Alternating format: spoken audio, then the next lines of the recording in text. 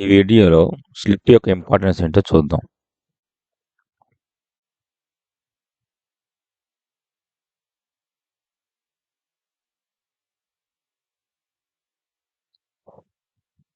మనకి equivalent circuit డయాగ్రామ్ని observe చేస్తే ఈ కాన్సెప్ట్ అనేది కొంచెం క్లియర్గా ఉంటుంది.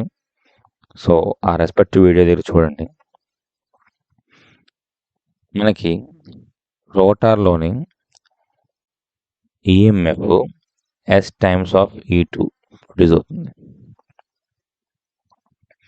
ఇప్పుడు ఈ వోల్టేజ్ కారణంగా రోటార్ కండక్టర్స్ షార్ట్ కాబట్టి కరెంట్ I2 అనేది మనకి ఫ్లో అవుతుంది. ఎంత మ్యాగ్నిట్యూడ్తోని S times of E2 by rotor impedance. ఈ రోటార్ ఇంపిడెన్స్లో మనకి రోటార్ రెసిస్టెన్స్, రోటార్ రియాక్టెన్స్ ఈ రెండు ఉంటాయి. ఈ వాల్యూస్లో మనకి ఈ రోటార్ రెసిస్టెన్స్ ఏదైతే ఉన్నదో మనకి స్లిప్తో మనకి చేంజ్ అవుతుంది. సో స్లిప్ మనకి ఎలా డిఫైన్ చేస్తాం? ఫ్రాక్షనల్ స్లిప్ కాకుండా స్లిప్ స్పీడ్ని మనం డిఫైన్ చేసినప్పుడు NS మైనస్ NR కింద మనం డిఫైన్ చేసాం. ఫ్రాక్షనల్ స్లిప్ అయితే విత్ రెస్పెక్ట్ టు NS మనం రాసాం. ఇప్పుడు మనకి ఈ వాల్యూ కానీ ఎక్కువగా ఉంటే అంటే రోటార్ స్పీడ్కి నా flux resident magnetic field flux ఏదైతే ఉందో దానికి ఆ స్పీడ్కి మధ్యలో రిలేటివ్ స్పీడ్ కానీ ఎక్కువగా ఉంటే మనకి ఏమవుతుంది? ఈఎంఎఫ్ అనేది మనకి ఎక్కువగా ఇండ్యూస్ అవుతుంది. ఎందుకు అంటే rate of change of flux అనేది ఎక్కువగా ఉంటుంది. అలా కాకపోయినా ఎప్పుడైతే ఈ ఎస్ వాల్యూ అంటే S మైనస్ NR ఈ వాల్యూ ఎప్పుడైతే మనకి ఎక్కువగా ఉంటుందో ఈ ఎస్ వాల్యూ ఎక్కువగా ఉంటుంది. సో ఈ టోటల్ వాల్యూ ఎక్కువగా ఉంటుంది. ఇది ఎక్కువగా ఉంటే ఫ్రమ్ దిస్ ఫార్ములా I2 ఎక్కువగా ఉంటుంది. సో I2 ఎప్పుడైతే ఎక్కువగా ఉంటుందో రోటార్ ఫ్లక్స్ మనకి ఎక్కువగా ఉంటుంది. మనకు తెలుసు టార్క్ అనేది ఇంటరాక్షన్ బిట్వీన్ టూ ఫ్లక్సెస్ వల్లే వస్తుంది.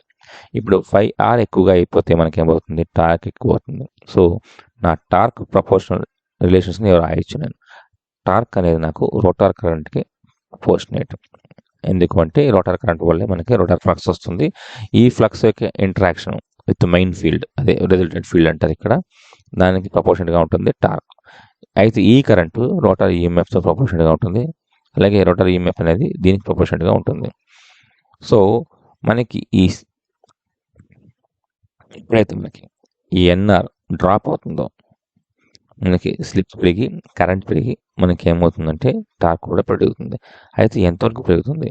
మన లోడ్ టార్క్ అనేది బ్యాలెన్స్ అవుతుంది ఎలక్ట్రోమాగ్నెటిక్ టార్క్, అంతవరకు పెరిగి మనకి టార్క్ అనేది బ్యాలెన్స్ అవుతుంది.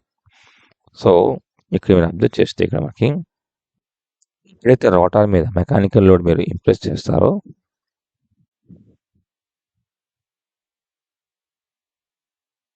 ఏదైతే రోటార్ మీద మనకి మెకానికల్ లోడ్ పడుతుందో ఇప్పుడు దీని మీద మెకానికల్ లోడ్ పడగానే మనకి ఈ మెకానికల్ రిటార్డింగ్ టార్క్ ఇచ్చి ఈ రోటార్ అనేది స్పీడ్ మనకి రెడ్యూస్ అవుతుంది, సర్టెన్ స్పీడ్ ఖచ్చితంగా. ఎప్పుడైతే రెడ్యూస్ అయ్యిందో NS మైనస్ NR క్వాంటిటీ ఏదైతే ఉన్నదో NS మైనస్ NR క్వాంటిటీ ఏదైతే ఉన్నదో అది మనకి గ్యాప్ అనేది పెరుగుతుంది. ఈ గ్యాప్ పెరగడం వల్ల మనకి ఏమవుతుందంటే ఈ ఎస్ పెరిగి మనకి టార్క్ అనేది మనకి పెరుగుతుంది. సో ఈ విధంగా మనకి ఈ స్లిప్ అనేది మనకి ఆటోమేటిక్గా టార్క్ని అడ్జస్ట్ చేస్తుంది మెకానికల్ లోడింగ్ బట్టి. ఈ విధంగా మనకి స్లిప్ అనేది చాలా ఇంపార్టెంట్ మనకి.